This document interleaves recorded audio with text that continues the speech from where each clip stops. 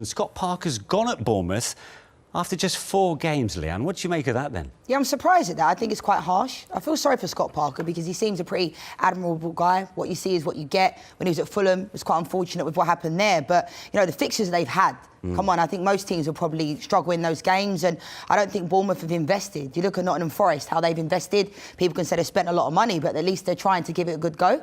And they look good. But Bournemouth just don't look like they have the quality. Yeah. So I feel for Scott Parker. And, you know, what they said in their statement and stuff, it doesn't look good. Manchester City, Arsenal, Liverpool in their first 4 games. They lost to Liverpool 9-0, let's not forget. Was it more than just that result against Jurgen Klopp's side that's done for Scott here?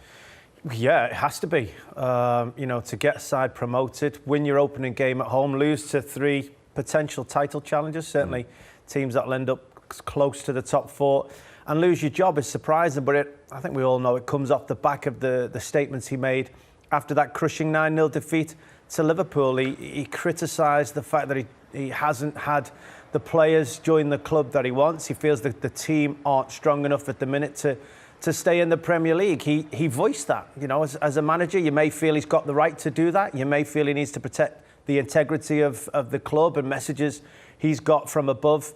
But he was the man able to say that. He was vocal in his frustrations, and you'd expect so. He was suffering after that game. You know, losing 9-0 to anyone, never mind being at Anfield, is going to be a crushing defeat. But very big surprise to see him lose his job. But maybe he'll look back on this in a few months' time and think it's not the worst, because if he does feel Bournemouth weren't competitive enough to stay in the Premier League, he's now leaving with his stock high. He's leaving having just got promoted. He didn't feel he was capable of doing the job. Yeah. I'm sure people will look at him and feel he can do a similar job. He'll be back soon, won't he? I don't think he'll be out of the game for long. I think a lot of teams would like to have him, and I feel sorry for him to a certain degree because I just don't think they have the players.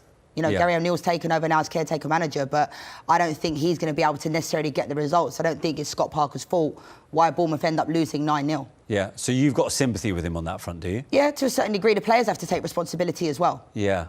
The second lowest spenders in the Premier League over the summer.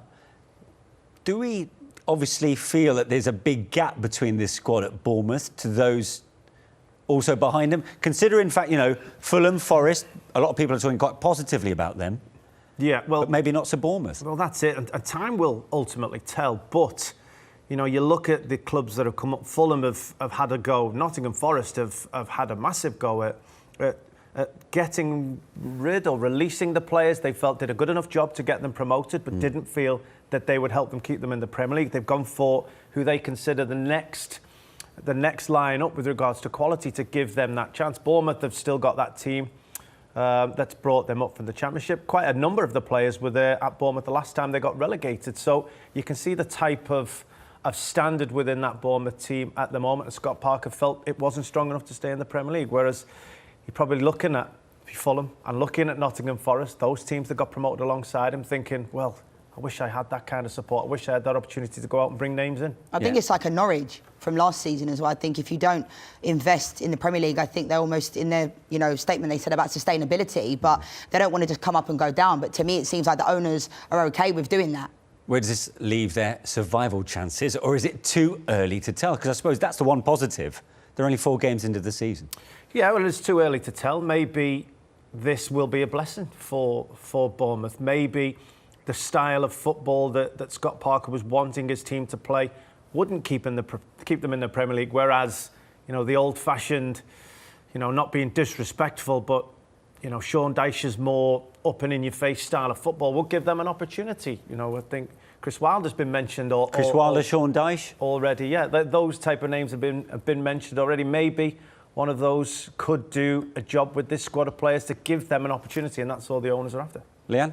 Yeah, I mean, I think Scott Parker has been unfortunate in the jobs that he's taken upon. I think Bournemouth, at the end of the day, if you don't invest in the team, you don't bring in the players, you're going to end up in that situation. And I think the way they look right now, I do think it is too early to say, but they don't look good. Not just because of the 9-0, they don't look good. Yeah. And they don't look like they've got good enough quality. They look like they've got Championship players playing in the Premier League, and I feel for them to a certain degree.